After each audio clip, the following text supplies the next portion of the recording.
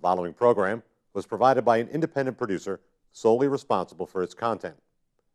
The opinions expressed do not necessarily represent the views of this station, its staff, board of directors, or underwriters.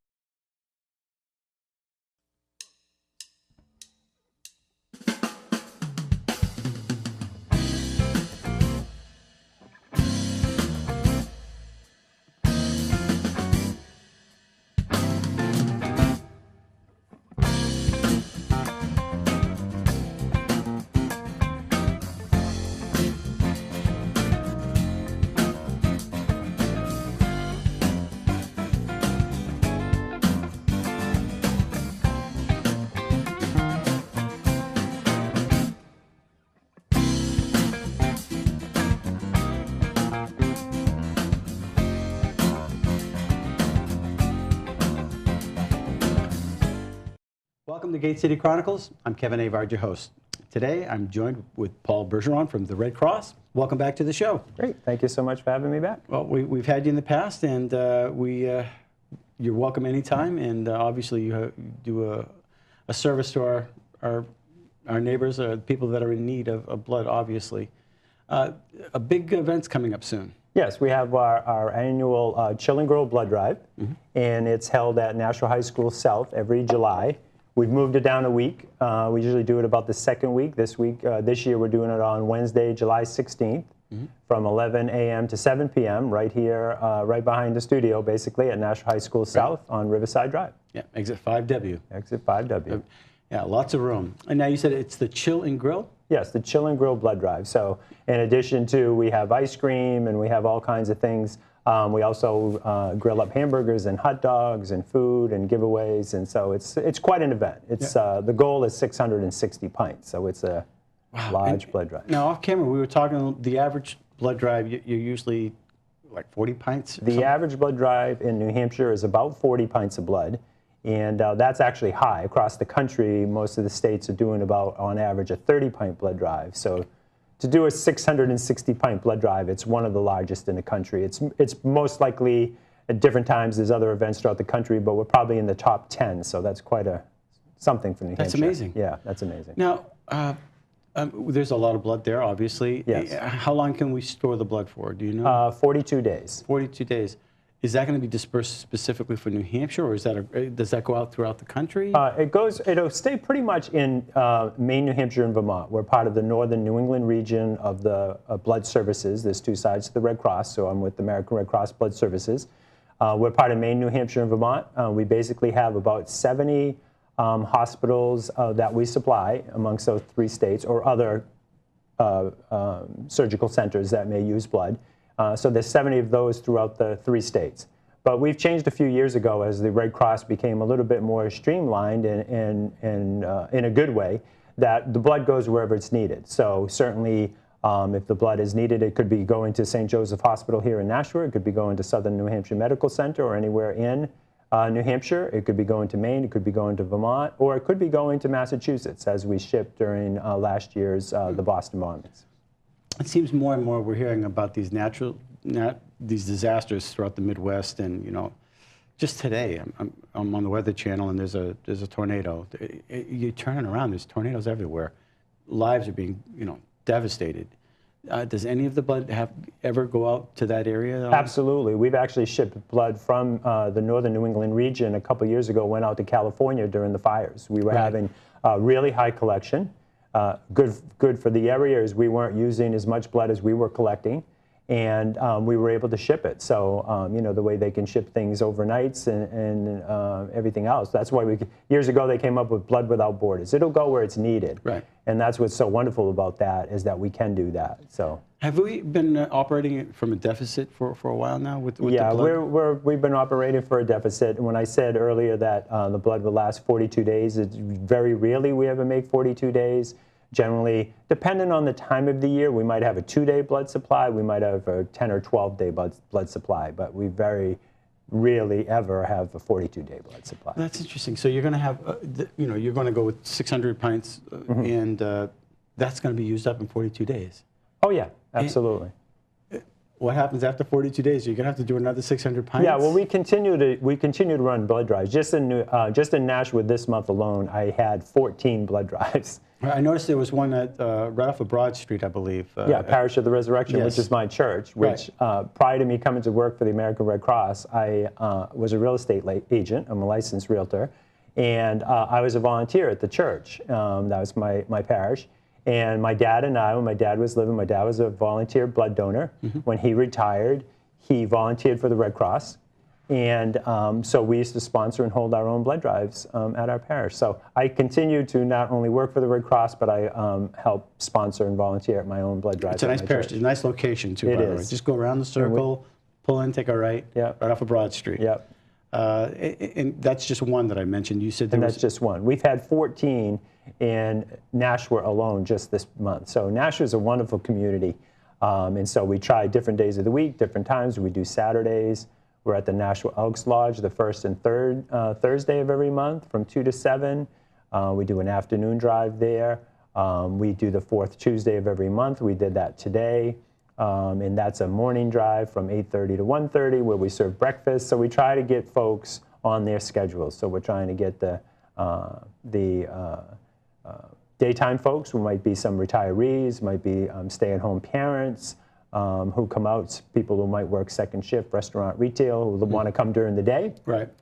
And then certainly we need to get the folks who are commuting. We have a lot of people that commute to Massachusetts or wherever to work in the area, so we go sometimes till 7:30 at night. You make it convenient for everybody. Trying to make it convenient for everybody. You know, there was a few years back, I think we had a really horrible October where there was some snow on the leaves or something. We had a lot of power outages for a long time. And I remember talking to somebody about emergency networking or something to that effect, and the Red Cross was instrumental in streamlining, the communications. Is that still working out?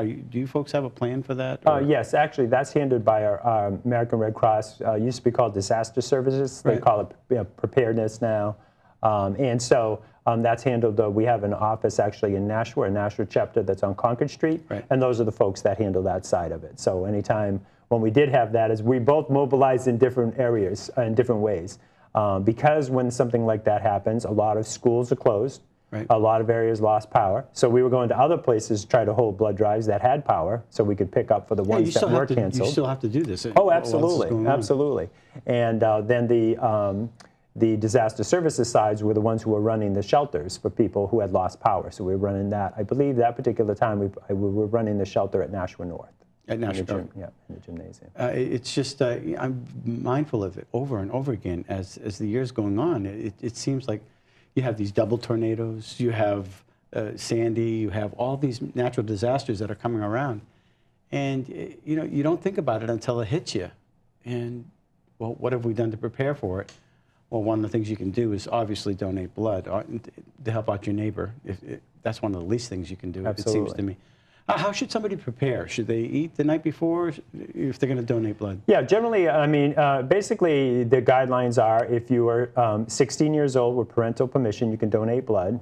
So generally we say 17 years old, you can donate blood. About 110 pounds, if you're in general good health, you should be eligible. But there are things that you should do to prepare, and that would be get a good night's sleep the night before, or maybe 5 to 7 days or even longer, eat some iron-rich foods. Make sure you're eating good quality food, but iron-rich food, especially to make sure that your iron is good the day of the drive. And then the morning of the night before, certainly get a good night's rest. And then that morning, just be sure that you've eaten something before you come. Yeah, if you're on allergy medicine, is that okay? You can still? Most of the times, yeah, absolutely. And all those questions are done through the health history when you get there. But if you're just on, generally, if you're taking an aspirin or some allergy medication, you are eligible to do. How about drinking water? What is the actual? Drink a lot of water or don't drink a lot of water? Drink a lot of water, just don't drink it right before we take your temperature. Sometimes people will take cold water or something and it'll just change your temperature right there. But it's definitely drink a lot of water. So even definitely hydrate. It'll go so much smoother. We find that if you prepare, especially the first time donor, then we probably got you for life. Our worst thing is when we do go to a lot of high schools and colleges, our worst thing is when somebody doesn't prepare, they don't have a good experience, and then they just say, I'm never going to do that again. Yeah, well, we don't want that. And we don't want that. And afterwards, after you donate the blood, and obviously you're not going to run a 6K like you just did. Nope. Right? Nope. We were talking before the show about you running a 6K or a 10K. 10K. Yeah, 6 miles. Yeah. 6 miles. Yeah. And you look good for 51. I'm actually 52, so thank you. All right. Well, I just climbed Mount Monadnock the other day with my wife, and it was I was sucking wind, but Yeah. you know, it's good to feel healthy. It's good to feel healthy, and it's Right. good to be able to donate blood if you're healthy. So yeah, but it's good to be healthy. So obviously, there's a website for this particular your branch of the Red Cross. If you go to redcrossblood.org, all you would do is put in your zip code, and it would give you every blood drive within 10 miles of where you live. Oh, 10 interesting. miles of that zip code. Now, how many times can you donate? And is it once a month? You can once every other donate month? every 56 days. So we had a program that we started at the beginning of summer called the 100 Days of Summer. And basically from Memorial Day to Labor Day is crucial that folks come out. Our high schools obviously are closed. We go to a lot of high schools throughout the state. We go to National High North and South and Bishop Girton, all the high schools throughout the state for first-time donors and a lot of second-time donors if they were juniors when they first donated. Obviously, there's no school. We don't get those donors. We go to all the universities, University of New Hampshire, Daniel Webster College, New Hampshire National Community, all the colleges locally and throughout the state, they're all closed and on break. We don't have any of those students, captive audiences. And then just people are on vacation, you're busy. I mean, I know my son, I'm chasing him from one baseball game to another, and it's all good things. Right. And you're very busy, and you want to be out and about. And so a little bit it's tough on beautiful weather day to say, hey, come on over to the Elks. We're having our blood drive this afternoon, and it's 5 o'clock because you can't wait to just get outside in the yard. And oh yeah, we're very familiar with that. We get the lacrosse in our household, lacrosse and teenagers. They got to do their thing. So you want to make it a priority. You have to plan for this. We're asking folks to make it a priority. If you do go in, and as we talked earlier about the number of blood drives that we have in the area, there is a time that is convenient for you, hopefully. We're trying to make it convenient for folks who just don't have the time. And I know we're people are just going 7 days a week. Or if it's not work, then like you say, it's the lacrosse games, it's the soccer games, or it's just leisure time where you're trying to get some downtime and get away. Yeah. But don't forget that, especially coming up to the 4th of July and over the summer periods of time, there's also a lot more accidents, a lot more activities, and so the blood needs tend to rise right when our blood donations drop. Right. So. You have all kinds of activities. I think we're finishing up Motorcycle Weekend. Absolutely. Right? Absolutely. Whenever there's a flood of people, obviously there's going to be some type of accident, like you said. So again, you just come and you just donate blood, and you can get some hamburgers, you can get some ice cream. Absolutely. Yep. It's a wonderful event, and that's why we run this big drive at the high school. You can make an appointment. We highly encourage people to make appointments, but we do take walk-ins. We'll have staff from 3 states there, so we'll have a lot of people there. Patches the Clown is there for kids, so it's a really fun. We're trying to make it a fun event for people to come out, T-shirts and food and everything. But at the end of the day, we really need to get the blood to make sure that we have a safe blood supply. So that particular day, it's from 11 to 7. It's air-conditioned, which is nice. Right. And the City of Nashua does a great job supporting this because it's a lot. We use both gymnasiums over at Nashua South and the That's huge. foyer. Oh, it's huge. It's a huge operation, but it's a really fun event. And we see a lot of the same people year after year, and they brought their kids, and then 5 years have gone by. Now the kids are eligible to donate, so we have like whole families come, and it's pretty special to see that. Yeah. Are you looking for volunteers as well? We are looking for volunteers. I'm glad you mentioned that. I was going to forget. So if we have any groups or organization or anybody wants to help us or an individual, and you say, I can't donate blood for whatever the reason, there may be medical reasons why you can't or health reasons why that you can't, or even you want to. You've already donated blood at a prior blood drive. You're not eligible for this particular drive, but you want to help. We are desperately looking for folks to help us with registration, helping in the canteen area, serving food, and I was just going to ask you, what kind of skills can you bring? We will train you. It's very, very simple things. A lot of it's meet and greet, serving food, food running, registration, and then working in the blood area with those folks. Just logistics of, they'll take you over here, So it's quite an operation. We're looking to see, in order to collect 660 pints of blood, we're looking to see about 800 people. We've probably got a couple of hundred staff there. WZID broadcasts live, so it's quite an event. We've asked the mayor to come, so we asked for anybody that could help us out. And another thing that we would be looking at while we're on that would be anybody that could promote it on their Facebook page, anybody locally that might have a large following of folks. Again, if you can't donate, you're on vacation, you're not available that day, if you can just pass the word that we're having this great event in Nashua on July 16th. I'm sure we'll be posting this on the patch, and hopefully you can share with your friends, and obviously it'll be on Facebook as well, as far as this interview, and we'll push it out there. Great. And the date again is? It is on Wednesday, July 16th. It's from 11 a.m. to 7 p.m. We have all kinds of shirts, food, giveaways.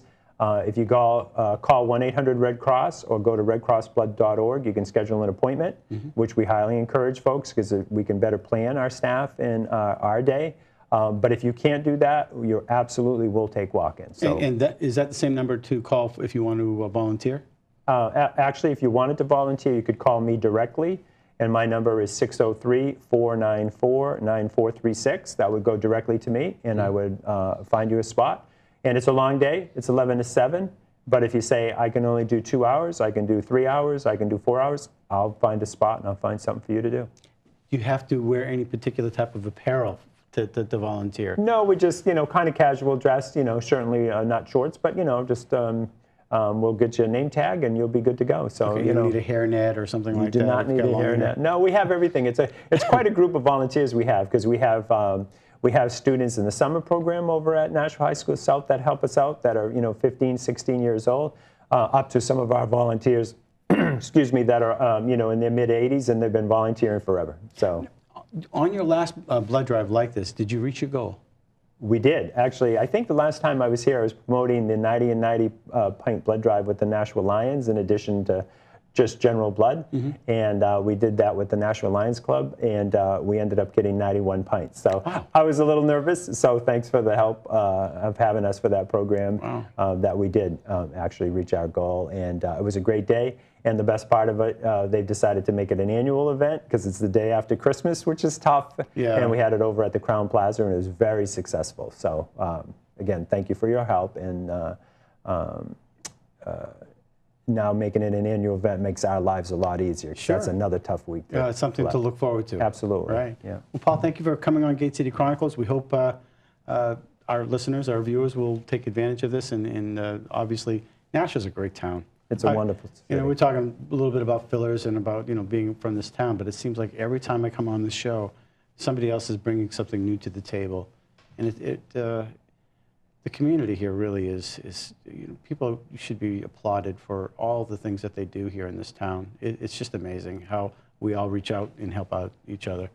A lot of blinders on, just people helping people, which is a really cool thing. Yeah. Anytime we've gone out on any kind of appeal and asked for help, the community has responded, and it's just like you say, it's a really wonderful community. As I'm out and about at different, Holman Stadium, we spend a lot. Go to Silver Knights games, my son's baseball games, and people are always asking me, when's the next blood drive? Nice. What can I do to help? When's Chill and Grill coming up? Your offer here of having us on is, we appreciate it, and it helps us tremendously. And we like Nashua, and we're touting it, but.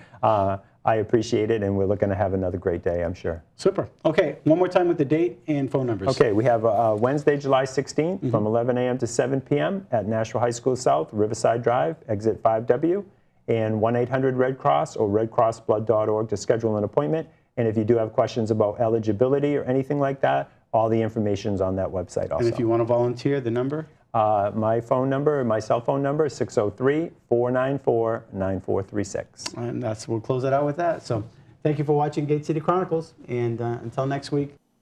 Thank you for watching Gate City Chronicles, and we want to thank our sponsor, Aardvark Dean of Clean, the carpet cleaner in Nashua. You can reach him at 603-630-1743. And if you would like some more information about Gate City Chronicles or want to be a guest, contact me at gatecitychronicles@gmail.com. Until next week, thanks for watching.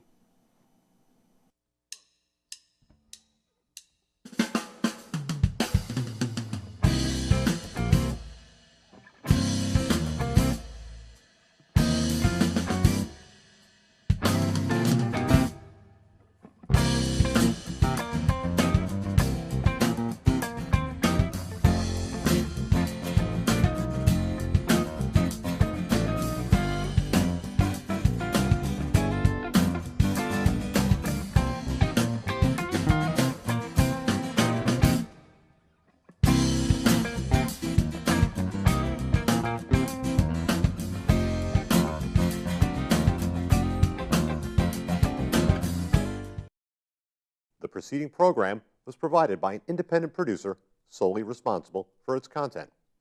The opinions expressed do not necessarily represent the views of this station, its staff, board of directors, or underwriters.